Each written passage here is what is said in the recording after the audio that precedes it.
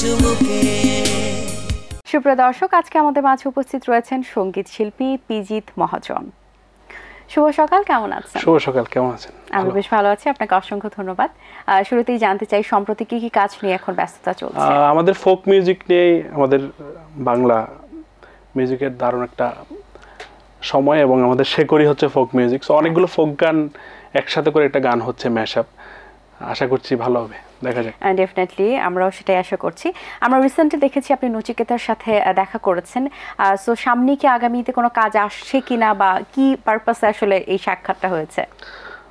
নচিদা আমার একদম এই বাউন্ডারি জীবনের বিশাল একটা অনুপ্রেরণার জায়গা। সো রিসেন্টলি আমিনুল মোমিন মানিক ভাইয়ের সহযোগিতায় নচিদার সাথে সুন্দর একটি সময় ছিল। দাদা রিসেন্টলি ঢাকায় কনসার্ট করে গিয়েছে, আশা করছি কোনো কাজ হবে, স্বপ্ন দেখি, দেখা যাক। আমরা জানি আপনার ইউটিউব চ্যানেল রয়েছে, সেই সম্পর্কে একটু জানতে চাই, নাম কি এবং কতদিন ধরে সেই চ্যানেলটা আপনি ওপেন করেছেন? আমার মানে এক যুগের স্টেজ ক্যারিয়ার প্রায়, আর ঢাকার তো প্রায় 3-4 বছর হয়ে গেল। সো অনেক চ্যানেলের সাথে কাজ করা হয়েছে, এখন প্ল্যান করছি নিজের চ্যানেল নিয়ে আগাবো, পিজিত মহাজন অফিসিয়াল। সো প্রায় 2 বছর ধরে যত্ন করে অনেকগুলো গান করেছি, প্রায় 1 ডজনের মতো গান রেডি, এখন ভিডিওর কাজ চলছে, খুব সহসায় লঞ্চিং হবে চ্যানেল। কি কি ধরনের গান আছে সেখানে? সব ধরনের গান রাখার চেষ্টা করছি, যেহেতু নিজেকে ভার্সেটাইল হিসেবে প্রেজেন্ট করতে চাই। কিন্তু একটা ভিন্নতা আছে, আমার শুরু সবগুলো গানই প্রায় লেখা সুর আমার। এই ক্ষেত্রে আমি দেশের সব বড় বড় সুরকার গীতিকারকে রাখার চেষ্টা করেছি, যারা ভালো করছে, আশা করছি দর্শকদের ভালো লাগবে। আচ্ছা, আপনার পার্সোনালি পছন্দ কোন ধরনের গান? আমার শুরুটা হচ্ছে আমার মায়ের হাত ধরে আরাধনা কীর্তন থেকে, মন্দির থেকে, কিন্তু স্টেজে আসার পর চিটং, যেহেতু ব্যান্ড মিউজিকের আতুর ঘর, ব্যান্ড মিউজিক নিয়ে পথ চলা, বাচ্চু ভাই, জেমস ভাই, ওনাদের গান করেই সবসময় স্টেজে কাজ করা, এই তো ব্যান্ড মিউজিকই মনে সবসময় ধারণ করি। আচ্ছা, এবার আপনার কণ্ঠে একটি গান শুনবো, তারপর আমরা বাকি আলোচনা করব। আচ্ছা, ছেলে আমার বড় হবে, মাকে বলতো সে কথা, হবে মানুষের মতো মানুষ, লেখা ইতিহাসের পাতায়, নিজ হাতে খেতে পারতাম না, বাবা বলতো ও খোকা, যখন আমি থাকবো না, কি করবি রে বোকা, এ তো রক্তের সাথে রক্তের টান, স্বার্থের অনেক ঊর্ধ্বে, হঠাৎ জানা ঝড়ে তোমায় হারালাম, মাথায় আকাশ ভেঙে পড়লো, বাবা কতদিন কতদিন দেখি না তোমায়, কেউ বলে না তোমার মতো কোথায় খোকা, ওরে বুকে আয়, বাবা কত রাত দেখি না তোমায়, কেউ বলে না মানি কোথায় আমার, ওরে বুকে আয়। বাহ, অসংখ্য ধন্যবাদ আপনাকে, চমৎকার একটি গান শুনেছেন, অনেক ভালো লেগেছে। আমরা জানি যে আপনার কুনালের সাথে ডুয়েট গান আছে, কুনালের সাথে কাজ করার অভিজ্ঞতা কেমন, সেই সাথে ডুয়েট গানটি কি ধরনের গান, এই সম্পর্কে একটু জানতে চাই। আমার ঢাকার মিউজিক ক্যারিয়ারের বিশাল একটা অনুপ্রেরণার জায়গা কুনাল আপা। উনি যখন সেরা কণ্ঠে ছিল তখন থেকেই সবসময় ফলো করি আমি, জীবনবোধ গান সবকিছু। অনেক দিনের প্ল্যান আপুর সাথে গান করব, এবং আমি খুব সৌভাগ্যবান, ওনাদের খুব কাছাকাছি থাকি, এবং সম্প্রতি উনি আমার সাথে একটা দ্বৈত গান গিয়েছেন, এবং এই গানটি দিয়ে আমার চ্যানেল লঞ্চিং হচ্ছে। আচ্ছা, তোকে কত ভালোবাসি শিরোনামের গানের কথা লিখেছে স্নেহাশিস ঘোষ, আর সুরসঙ্গীত সজীবের। খুব সহসায় চ্যানেল লঞ্চিং হবে এই গানটি দিয়ে, জাঁকজমট একটি মিউজিক ভিডিওর সাথে। আমরা জানি যে আপনার অনুপ্রেরণার সবচেয়ে বড় যে ব্যক্তিটি, তিনি হচ্ছেন আপনার মা। আপনার মাকে নিয়ে স্মৃতিগুলো যদি আমাদের সাথে একটু শেয়ার করতেন। আমার গানের সব থেকে বন্ধু বলা যায় আমার মা। যখন ছোটবেলায় যখন গান করতাম পূজায়, মা অনেক দূর থেকেই শুনতো, মানে সামনে থাকতো না, আমি নার্ভাস থাকবো বা বোঝা যাবে না বিষয়টা, গানটা কেমন হচ্ছে, মানে জাজের মতো মা অনেক দূর থেকে শুনতেছো। আর গান বাজনাটা শুরুই মায়ের সকালের কীর্তন শুনেই, সকালে ঘুম থেকে উঠে মায়ের মুখে আরাধনা কীর্তন শুনতাম। তো প্রফেশনালি আসবো কখনো ভাবিনি। মা চলে যাওয়ার পরে 2013-তে মায়ের প্রিয় গানকে নিয়ে আমার বেঁচে থাকা এখন। আর মাকে নিয়ে খুব সুন্দর একটি গানও হয়েছে আমার, মায়ের ডায়েরি, এবং অনেক মানুষ পছন্দ করেছে, স্পেশালি বাইরে যারা থাকে তারা এই গানটাতে খুবই মানে তাদের জন্য খুব টাচি এই জায়গাটা, যারা দূরে থাকে মার থেকে। সেই গানটির দুটি লাইন যদি আমাদেরকে একটু শোনাতেন। এটা করছি। সাদা কালো স্মৃতির পাতায় মনে হলে মায়ের কথা, দু চোখ ভেসে যায় জলে, সব মায়া মমতা নীরবে দেয় শুধু ব্যথা, কোথায় আছো মা আমায় ফেলে। সাদা কালো স্মৃতির পাতায় মনে হলে মায়ের কথা, দু চোখ ভিজে যায় জলে, সব মায়া মমতা নীরবে দেয় শুধু ব্যথা, কোথায় আছো মা আমায় ফেলে। মা পারছি না গো বাঁচতে একা এই পৃথিবীতে, মা দিও দেখা স্বপ্ন ঘোরে তুমি রাত বিরাতে। মা পারছি না গো বাঁচতে একা এই পৃথিবীতে, মা দিও দেখা স্বপ্ন ঘোরে তুমি রাত বিরাতে। আ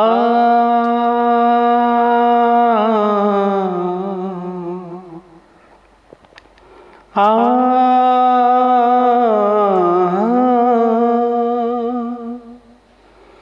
মা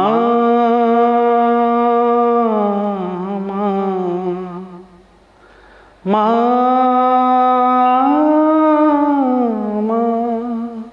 বাহ, অসাধারণ। আসলে মাকে নিয়ে গান যখনই আমরা শুনি তখন একটা অন্যরকম অনুভূতি কাজ করে। মা আসলে সবার কাছে অনেক বেশি স্পেশাল, এবং মার কথা উঠলেই মন যেন ভালো হয়ে যায়, এটা ন্যাচারাল একটি বিষয়।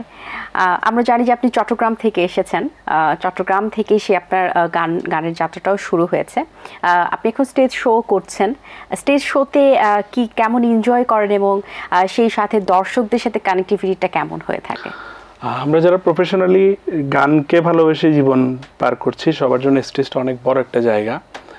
কারণ অডিও ইন্ডাস্ট্রির অবস্থা তেমনটা খুবই বাজে, 90-এর সে সোনালি সময় আমাদের এখন নেই। সো স্টেজ থেকেই শিল্পীদের বেঁচে থাকা। আর আমরা যারা চিটং থেকে উঠে আসি, আমাদের স্টেজের জায়গাটা অনেক বড়। কারণ চিটংয়ের একটা ছোট ফ্যামিলি শো হলো, মেহেদি শো ধরেন একটা বিয়েবাড়ির প্রোগ্রাম হলো, বিশাল একটা গানের আয়োজন থাকে, খাওয়া দাওয়া it's not issue, but programme থাকতে হবে ভালো, এবং গান হতে হবে, এবং ব্যান্ডের গান হতে হবে।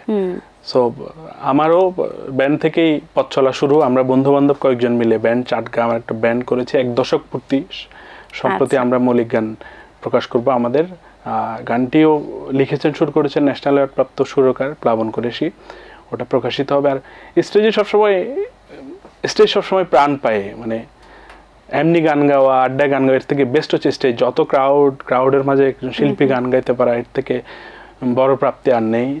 তো স্টেজে প্রাণ শিল্পীর জন্য, আমরাও অনেক উপভোগ করি, আমিও। প্রত্যেকটা শিল্পীর জন্য কিন্তু প্লেব্যাক করাটা অনেক বেশি একটা ইচ্ছে বা স্বপ্ন পূরণের মতো। আপনার করা হয়েছে কিনা বা করার ইচ্ছা আছে? আমার অনেক দিনের অনেকগুলো প্ল্যানিং হচ্ছে, ব্যাটে বলে মিলছে না। চাইছি মানে অনেকগুলো গান না হোক, মানে আমার প্লেব্যাকের ভান্ডারে 5-6টা গান থাকুক, বাট মানুষ মনে রাখুক। এখন অসংখ্য গান হচ্ছে, এত প্ল্যাটফর্ম, এত শিল্পী, এত কম্পিটিশন, গান মানুষ মনে রাখছে না, আগের গানগুলো নিয়েই মানুষ থাকে। সো অনেকগুলো প্ল্যানিং হচ্ছে, খুব তাড়াতাড়ি একটা আপডেট আসবে প্লেব্যাকের, এবং চমক থাকছে একটা সুন্দর। আচ্ছা, আপনি সঙ্গীতের পাশাপাশি লেখা এবং সুরেরও কাজ করছেন, আগামীতে ভবিষ্যতেও করার ইচ্ছা আছে কিনা সুর এবং লেখার যে বিষয়টি?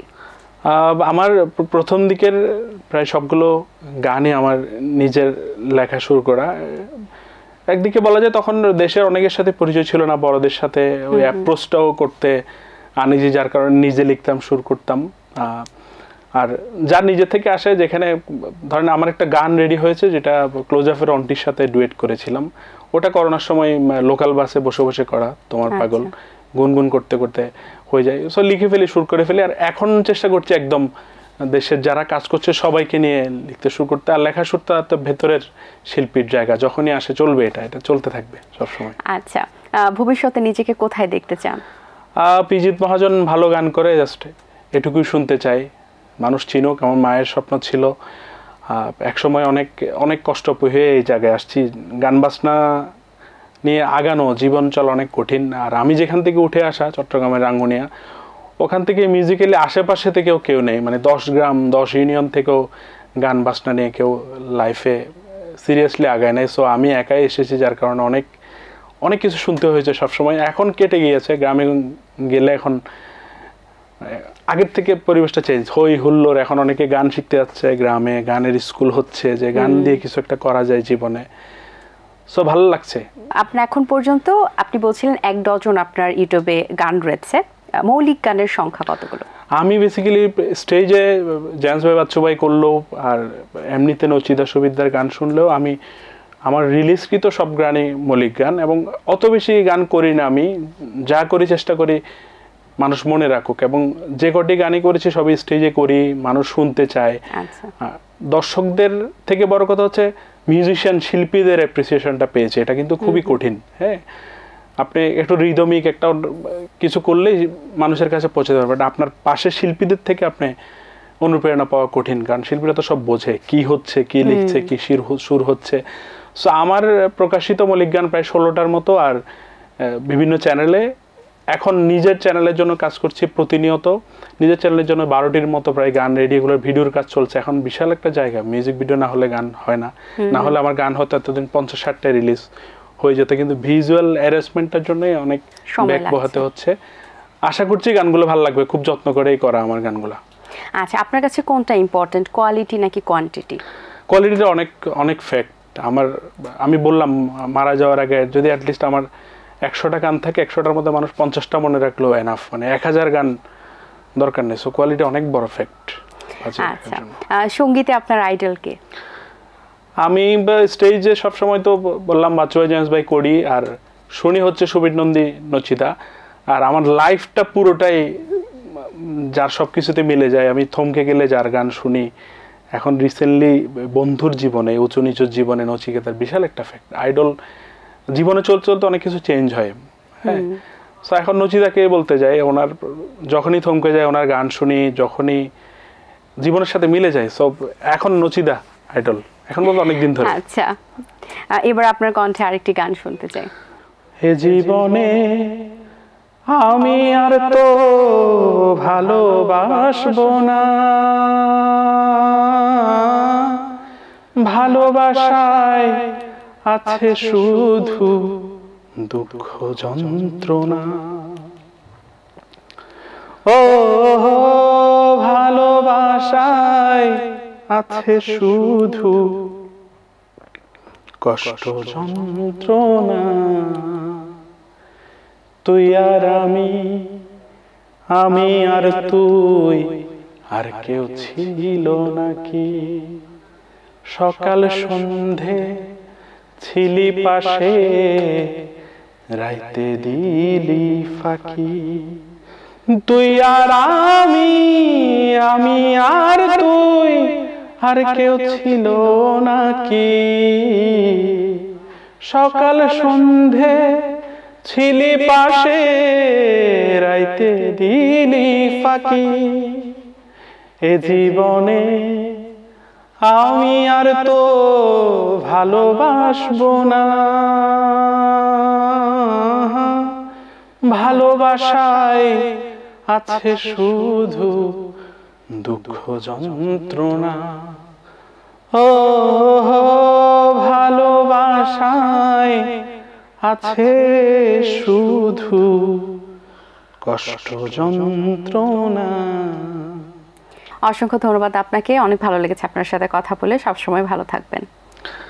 এটিএন আমার অনেক পছন্দের জায়গা, আমার ক্যারিয়ারের একদম শুরু থেকে এটিএন বাংলার পাশে আছে। আর চায়ের ছমকে পছন্দের প্রোগ্রাম। ক্যামেরার পেছনে সামনে যারা আছেন সবার প্রতি কৃতজ্ঞতা। আপনার সাথে কথা বলে অনেক ভালো লাগলো, আশা করি দেখা হবে খুব সহসা। ধন্যবাদ দর্শক, আশা করছি আজকের আয়োজন আপনাদের ভালো লেগেছে। আজ এই পর্যন্তই, আপনাদের সঙ্গে দেখা হবে আগামী পর্বে নতুন কারোর সঙ্গে। সেই পর্যন্ত ভালো থাকুন, সুস্থ থাকুন এবং চোখ রাখুন এটিএন বাংলার পর্দায়। আল্লাহ হাফেজ। দিন আসে দিন যায়, সময়টা চলে যায়, তবু আছি এই বেশ ভালো। জীবনটা রঙময়, যেভাবেই হওয়া চাই, নয় কবু সাদা কালো। এই আশাতে স্বপ্ন ভাসে, সুখ হাসে চোখে মুখে চায়ের চুমুকে।